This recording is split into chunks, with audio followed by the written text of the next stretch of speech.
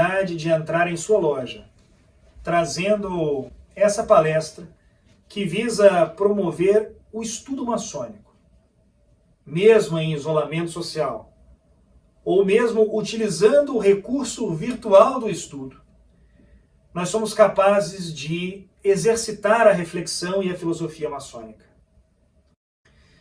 Nós dividimos essa abordagem em 3 grandes frentes: a da consciência, a da força e a da esperança.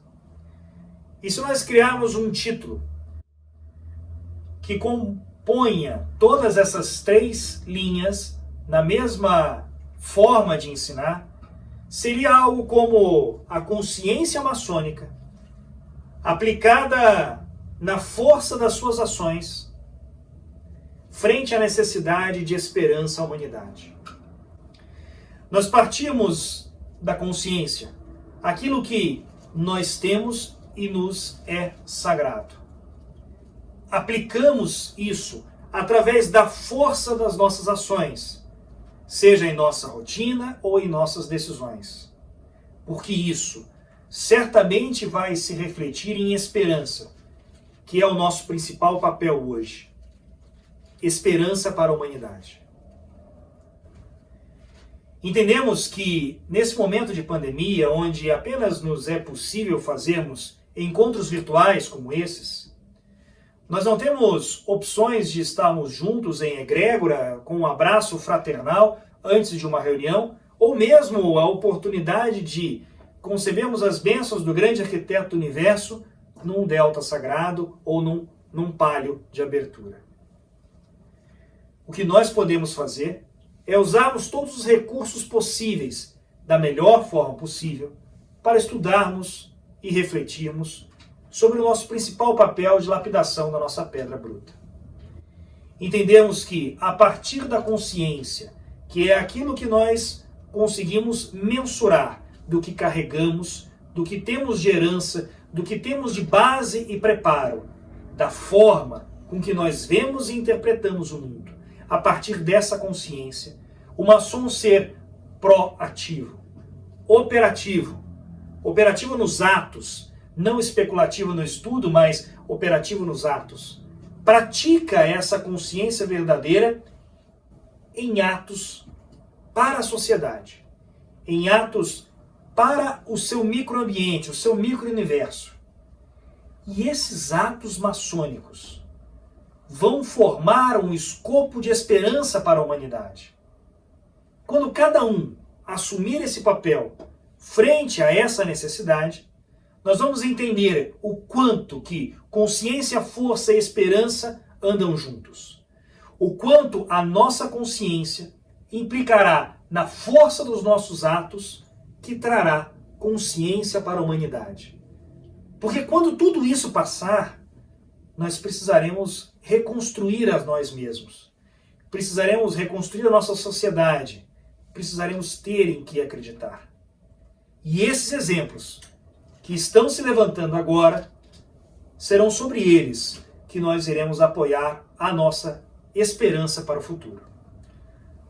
A maçonaria simbólica, a maçonaria essencial, aquela que está aplicada em nossas reuniões simbólicas e está aplicada nos corpos filosóficos e também, por que não, na nossa vida para o mundo, que eu vou evitar usar o termo vida profana. Essa maçonaria que nós professamos, ela se baseia em 3 grandes estruturas. Ela se baseia na filosofia, na caridade e na fraternidade. Esse tripé sobre o qual nos apoiamos, ele mantém o nosso equilíbrio, mantém a nossa força e mantém principalmente o nosso horizonte dos nossos objetivos. Quando falamos de filosofia, nos referimos ao quanto nós nos dedicamos ao estudo da nossa filosofia, o quanto nós nos dedicamos ao ensinamento da nossa ritualística, à interpretação da nossa filosofia ou da nossa história. Entender as influências sobre as quais nós passamos para construir o que nós entendemos hoje de estudo maçônico. esta ponta do tripé se chama filosofia. Uma outra vertente é o que nós chamamos de fraternidade. É o sentimento que une a todos os irmãos por terem passado pelo mesmo juramento, por serem dignamente chamados de irmãos, por nutrirem uns pelos outros o amor fraterno, o amor de verdade, o amor sem querer nada em troca, o amor chamado de ágape.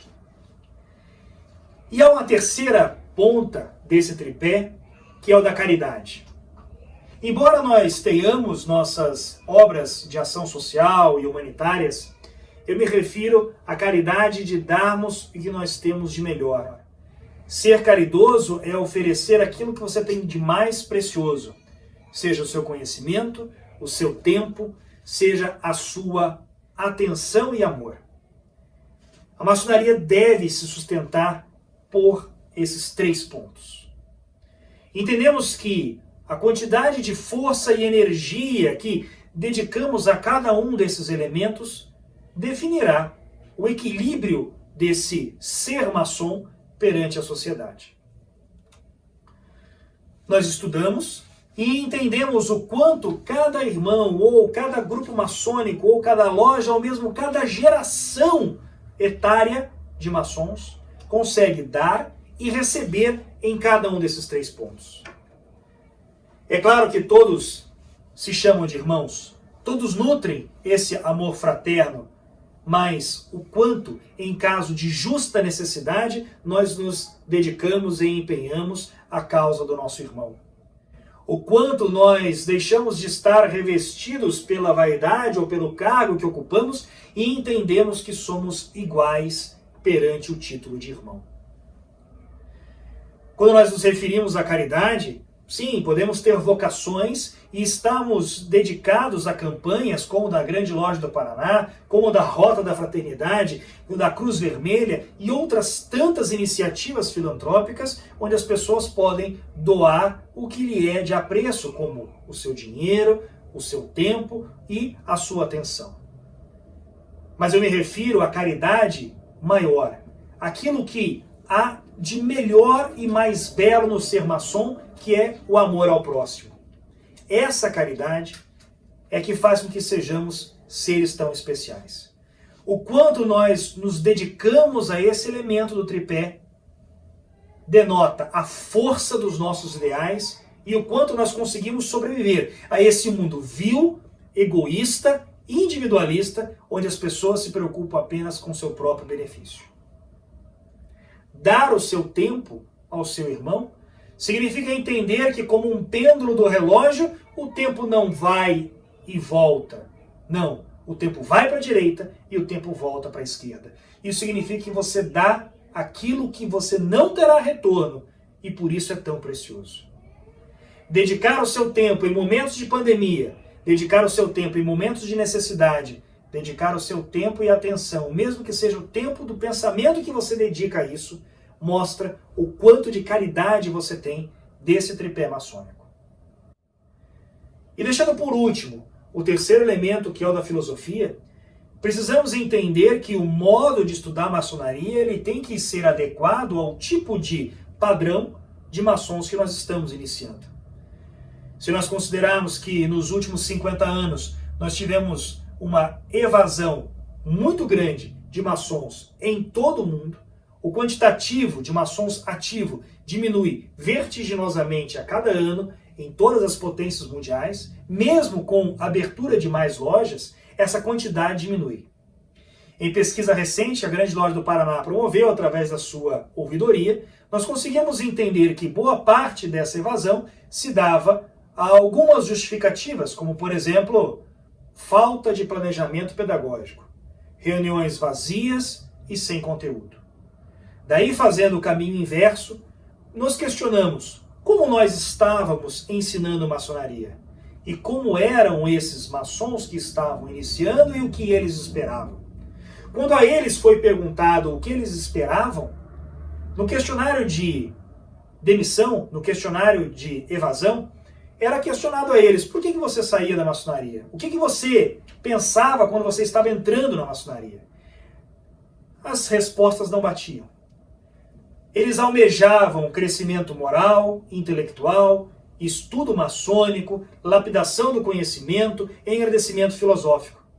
E o que eles colocavam que recebiam eram reuniões vazias e sem planejamento pedagógico. A forma de ensinar a maçonaria era a mesma de 50 anos atrás, onde eram promovidas leituras das instruções, muitas vezes sem qualquer entonação, onde o vigilante ou o orador pegava o ritual e pronto, estava dada a instrução e o aprendiz, por sua vez, que fizesse um trabalho sem qualquer tipo de orientação sobre essa instrução. Isso é, no mínimo, desinteressante. Isso é, no mínimo, uma sensação de perda de tempo, onde esse aprendiz que ora inicia, ele é formado num mundo multifuncional, onde ele vai ter, de um lado positivo, um pensamento acelerado, extremamente proativo, onde ele é capaz de gerenciar várias tarefas ao mesmo tempo e, principalmente, ele é sedento de conhecimento transmitido de uma linguagem direta. Essa reflexão, ela já aconteceu na nossa grande loja. A grande comissão de aperfeiçoamento maçônico já traz um projeto consistente para inovar o estudo maçônico, trazendo formas de comunicação a esses aprendizes, buscando, através de palestras e estudos maçônicos relacionados aos elementos das instruções, substanciando e trazendo base robusta de conhecimento, para que, através de um acompanhamento de maçons mais experientes, eles possam desenvolver o seu estudo. Entretanto, no momento de pandemia, usar o recurso audiovisual, que ainda estava engateando nas lojas, para entrar nos templos com kits multimídias, trazendo palestras aos nossos irmãos, hoje é a única coisa que nós temos. O que antes era uma dificuldade, o que antes era uma adversidade, o que antes chamávamos de mudar o paradigma, hoje é a nossa tábua de salvação. O que antes era um problema, agora é a solução. O que antes era a adversidade, agora é a necessidade. O que nós tínhamos como uma dificuldade de implementar, hoje é a única forma que nós temos de nos comunicarmos com você, maçom, de qualquer geração. Da geração tradicional, formada nesses moldes, e da geração atual, que precisa de outros moldes. O que nós temos é a missão de fazermos da melhor forma possível o ensino da maçonaria. E a nossa obrigação é não nos afastarmos do tripé da filosofia, da fraternidade e da caridade, em qualquer que seja o nível de discussão que estejamos travando. O momento que vivemos é um momento de crise. Alguns chamam de crise da saúde, outros de uma crise política revestida de interesses escusos, uma crise na mídia, onde você idolatra uma vertente e você avacalha com outra. O que nós vivemos é uma crise da nossa fragilidade, onde nós expomos o que nós temos de mais vital, mais necessário, mais precioso e que está mais ameaçado.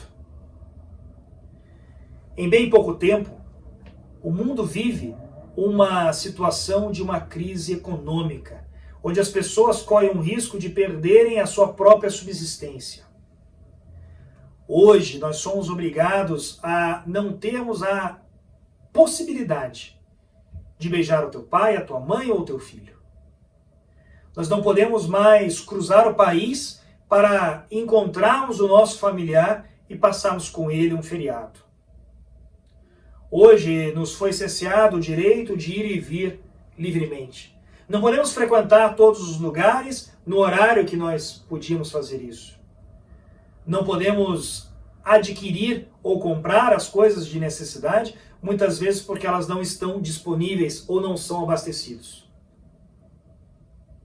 E uma crise dificílima de lidar, que é a crise da perda de pessoas. O ser humano, ele é um elemento insubstituível. Mesmo que numa crise de pandemia como essa, apenas 5%, e eu vou colocar entre parênteses, apenas 5% das pessoas desenvolvem formas graves dessa doença, altamente contagiosa, mas apenas 5% desenvolvem formas graves e evoluem para uma necessidade de terapia intensiva, ventilação mecânica e podem morrer. Esses 5%, apenas 5% da estatística, equivale ao 100% de alguém. E quanto a isso, não há substitutos. Não há medidas que possam remediar. Alguns de nós podem estar vivendo, ou infelizmente, entrarão na estatística de viver, a realidade de terem que lidar com a perda de um ente querido. Não por idade, não por um acidente, não por uma doença que se espalha vigorosamente, agressivamente no mundo, e muito da sua não contenção, não controle e não cura é pela corrupção, pelos interesses escusos, pela má administração do dinheiro público e pelo mau uso da boa-fé das pessoas que elegem corruptos para ficarem no poder. As pessoas morrem não do coronavírus, as pessoas morrem por má administração do dinheiro público. Em alguns lugares nós temos menos casos, nós temos menos mortes, nós temos, com certeza, nesse lugar, melhor administração, mais recursos, melhor dimensionamento, melhor estratégia. Em outros lugares, pessoas usurpam o dinheiro público e fazem licitações fraudulentas, fazem contratos fraudulentos para roubarem o dinheiro das pessoas e não entregarem o serviço de saúde necessário. Esse momento expõe uma fragilidade que nós vivemos. Quando eu digo que a crise do coronavírus ela não é uma crise só de saúde, é uma crise da nossa fragilidade. Nós sim, temos medo de morrer, sim, temos medo de falir e não conseguimos sustentar a nossa família. Sim, nós sabemos que vamos passar por um processo de recessão econômica muito grave. Nós não vemos uma solução ou um fim para esse problema. Nós não somos capazes de proteger a nossa família em tempo integral, como é da nossa vontade. E isso é muito frágil para nós. Essa incerteza, essa dificuldade de lidar com a situação nos fragiliza e nos traz muito medo. O medo do amanhã. O medo de não sermos capazes de sermos felizes novamente. De não sermos capazes de provermos o sustento à nossa família de forma segura. De não sermos capazes de termos o contato físico que nos acalenta a alma com aqueles que nós amamos. A crise do coronavírus ficará na história, marcará essa geração.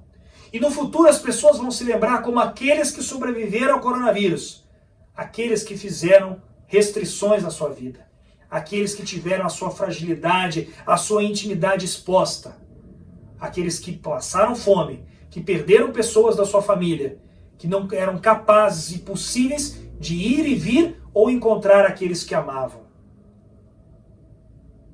A geração que sobreviveu para eleger melhor os seus políticos. A geração que sai da inércia do conforto do seu sofá e entende que deve assumir um papel na sociedade. Quando eu me refiro à fase da força, dos atos, é a capacidade que nós temos de sairmos da inércia e mostrarmos a nossa força em tudo que nós fazemos.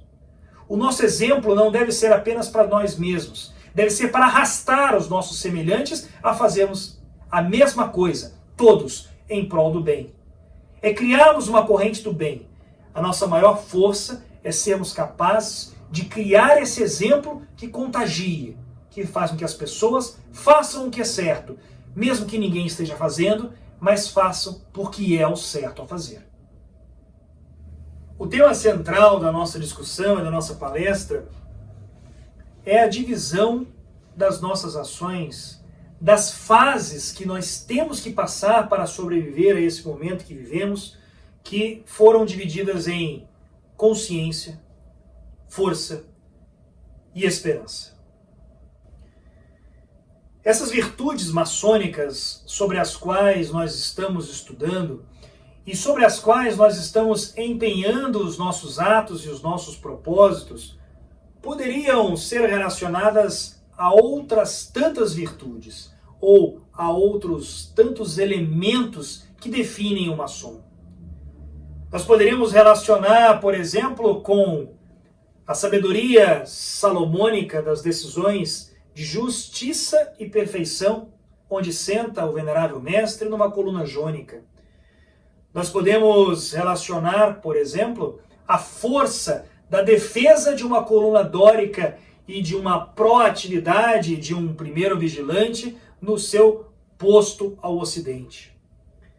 Ou nós podemos relacionar a esperança, por exemplo, com a caridade. A caridade que se refere à coluna mais bela, a coluna coríntia, similar a Afrodite, do posto do segundo vigilante, onde aquilo que é empenhado com a beleza das obras. Ou poderíamos relacionar esse momento com os degraus até o conhecimento pleno da escada de Jacó até o trono de Salomão. Força, trabalho, ciência, virtude, pureza, luz e verdade como o último dos degraus. Nós podemos relacionar, por exemplo, com fé, esperança e caridade. Elas também devem ser consideradas como elementos de reflexão. Mas hoje, o pano de fundo da nossa palestra é a consciência, a força e a esperança. Essas três fases, elas são necessárias para a sobrevivência do momento em que vivemos, das nossas privações. Onde quando nós nos referimos à consciência, nós trazemos junto o conceito do respeito. Quando eu tenho a consciência de usar máscara, de fazer o meu isolamento social, de fazer o meu distanciamento social, da não aglomeração, de comprar somente o necessário, de trazer ao meu semelhante a mesma proteção que eu desejo e preciso para mim. Eu respeitar a moça que é a caixa do supermercado e que não tem culpa da fila estar grande. Eu respeitar o frentista do posto que tem que trabalhar à noite de máscara num ambiente insalubre. Eu respeitar o profissional que recolhe o lixo da nossa casa nesse momento de pandemia, onde as pessoas não têm opção e ele gostaria também de estar na proteção da sua casa. Quando eu respeito o profissional de saúde que, exercendo a sua escolha, sai da sua casa e vai até o seu local de trabalho e se expõe ao risco. Não ao risco inerente da profissão apenas, ele se expõe ao risco do inconsequente. A consciência faz com que ele se exponha ao risco do inconsequente. Aquela pessoa que não fez o distanciamento, que não saiu de máscara, que não lavou a mão, que não usou álcool gel, que ficou empoleirado com outra pessoa na fila do banco, na fila da lotérica, que usou o dinheiro do auxílio do governo para poder comprar um celular, essa pessoa se contamina e vai ao hospital e expõe ao risco aquele que está exercendo a consciência. Então a consciência está frente a frente com a inconsequência. Consciência, meus irmãos, é respeito. A consciência do maçom é promover em seus atos o respeito ao seu semelhante. Quando nós falamos de força, nós falamos de proatividade, nós falamos de ação, nós falamos de energia. O quanto nós dedicamos de energia em nossos atos para podermos implementar os nossos projetos. A força, ela só tem molde, ela só tem definição de trabalho se for aplicado, assim como o maço e o cinzel, usando força e inteligência. A força do maçom é o que mais combate a ignorância que é o flagelo da humanidade. Há poucos dias atrás, nós vimos uma notícia de uma pessoa que simplesmente não quis usar a máscara para entrar no mercado. E o segurança do mercado foi abordar esse cidadão e ele entrou em vias de fato de luta corporal com segurança e uma senhora foi baleada. ela teve a vida tirada não pelo coronavírus. Ela estava de máscara. Ela estava protegida. Ela estava fazendo o que precisava ser feito. Ela teve a vida retirada, ceifada pela ignorância. A ignorância deve ser combatida em todos os atos maçônicos. Nós levantamos os templos a virtudes. Nós cavamos masmorras ao vício. E nós combatemos o erro e a ignorância com a força dos nossos atos. Os nossos atos devem ter inteligência, programação. Eles devem ser feitos pensando na melhor estratégia para atender aos nossos semelhantes, a nossa família, a nossa empresa, a nossa comunidade. Os nossos atos, eles são pensados imaginando, programando, almejando o bem comum. Quando nós falamos de esperança, nós entendemos o quanto a sociedade precisa desse sentimento. As pessoas, elas podem chegar a um ponto de não ter mais nada. Elas podem perder o seu sustento, o seu emprego, a sua saúde, o seu ente querido. E o que as manterá viva, querendo ter, depois da noite, o dia seguinte, é a esperança. A caridade que nós promovemos, na melhor e mais pura de suas formas, é aquela que promove esperança ao ser humano. É que faz com que ele possa acreditar em alguma coisa. Faz com que ele seja capaz de desenvolver o melhor dos seus esforços no sentido de querer continuar vivendo. Terem que acreditar. Ser capaz de se reinventar. Sobreviver a isso tudo e ainda esperar por que dias melhores venham. A esperança que nós damos às pessoas é a melhor das nossas caridades. Consciência, força e esperança, juntas, trazem a harmonia necessária, o equilíbrio e o exemplo que a sociedade precisa e que nós, maçons, somos responsáveis em dar a todos os que nos servem. Se vocês visualizarem uma imagem de uma sala de aula ou de uma biblioteca vazia, uma sala de aula sem alunos, sem professor, uma biblioteca sem livros, a angústia que esse sentimento deve trazer se assemelha à fase que nós estamos vivendo, onde nós precisamos trazer esperança. Se nós entendemos que isso um dia já educou e formou pessoas, que esse recinto já trouxe histórias e lendas e trouxe crescimento moral e intelectual a quem ali estivesse frequentando. Se nós fizermos desse sentimento de angústia a força necessária para que, ao termos a consciência dessa imagem, criarmos esperança para o futuro, nós estaremos escrevendo a maçonaria da reconstrução. A nossa instituição, ela é milenar. Ela já passou por diferentes fases da humanidade, diferentes viradas de século, de ditadores, tiranos, monarcas, presidentes, moedas, ordens mundiais, mas nós precisamos sobreviver e ajudar a reconstruir um mundo sem esperança. As pessoas, elas correm um grande risco de não terem perspectiva, de não terem mais a capacidade de sonhar, de não terem mais a capacidade de desejar o amanhã. Nós temos que sobreviver diante do caos. A sobrevivência numa situação totalmente adversa é fazermos da adversidade uma oportunidade, é fazermos do problema uma solução, uma forma de alcançarmos as pessoas, mesmo que por meios digitais, mas de uma maneira muito mais intensa, de uma maneira muito mais dinâmica, para nos mantermos juntos em nossos ideais. Para que nós não percamos a chama do conhecimento, do estudo, da filosofia, para que nós estejamos juntos na nossa fraternidade, mesmo sem iniciações, mesmo sem instruções, mesmo sem reuniões em templos.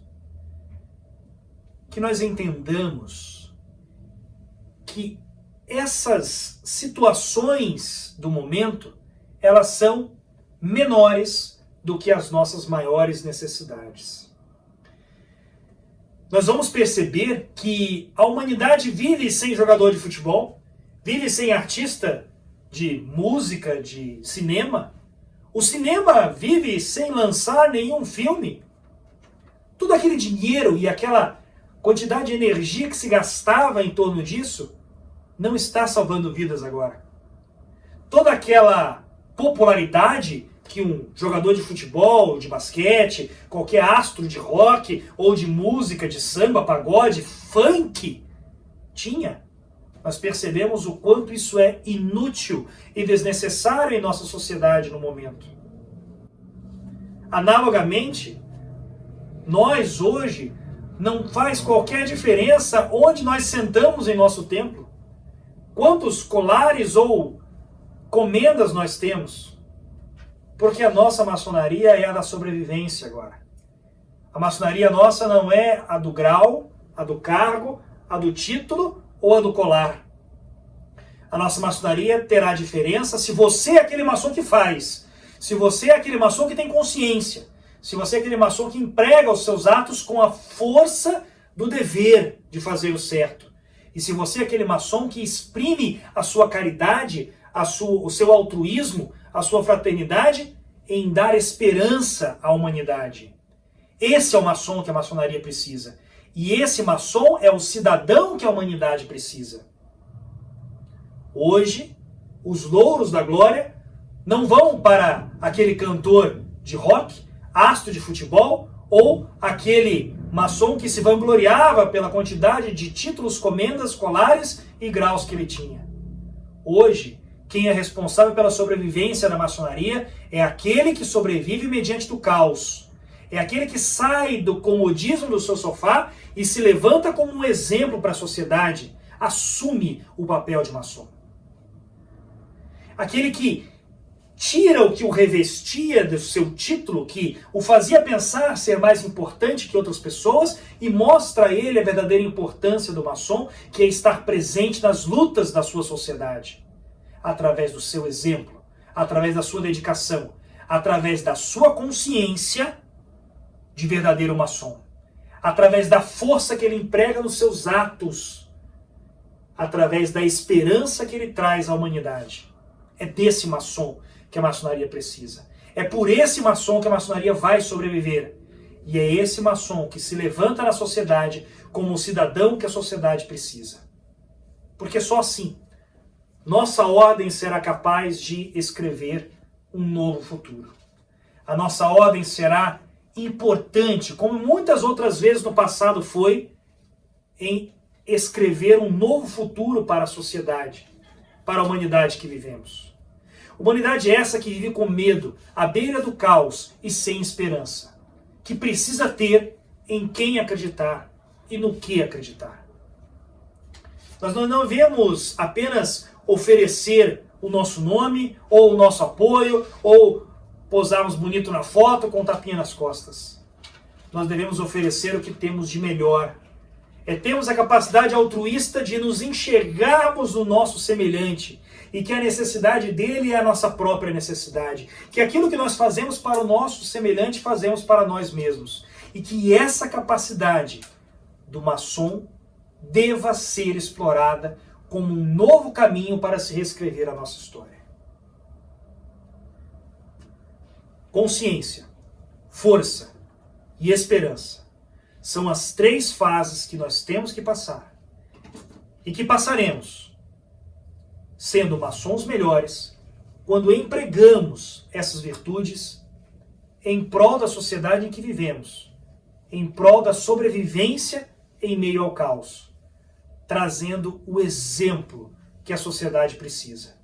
O exemplo que arrasta e que comove e que promove uma corrente do bem, para que as pessoas entendam que o certo deva ser praticado e o errado deva ser extirpado da nossa sociedade. Que nós não devamos mais ovacionar falsos heróis e que nós devamos valorizar as pessoas que trabalham de verdade e que se arriscam, se dedicam, que se doam, que doam o melhor dos seus esforços, o melhor dos seus exemplos, o melhor do seu tempo em prol do seu semelhante. Não há mais espaço para fórmulas vazias, não há mais espaço para reuniões onde não se discute filosofia, não há mais espaço para a maçonaria que não tenha lapidação moral e intelectual, que não tenha crescimento filosófico. Não há espaço para a maçonaria presa em templos sem se dedicar ao seu semelhante. Não há espaço para a maçonaria sem atos humanitários e principalmente sem caridade. Porque a caridade não é fazer filantropia. A caridade é dar o que você tem de melhor. É amar ao próximo como a si mesmo. Que o grande arquiteto do universo abençoe a todos nós e nos mantenha firmes em nossos propósitos. Que nos conceda a verdadeira consciência de um maçom, para que sejamos capazes de imprimir a força necessária dos nossos atos, que eles deem o exemplo que essa sociedade clama para fazer disso uma esperança, para que dias melhores venham e que todos nós possamos tornar feliz o mundo em que vivemos. Obrigado a todos pela oportunidade.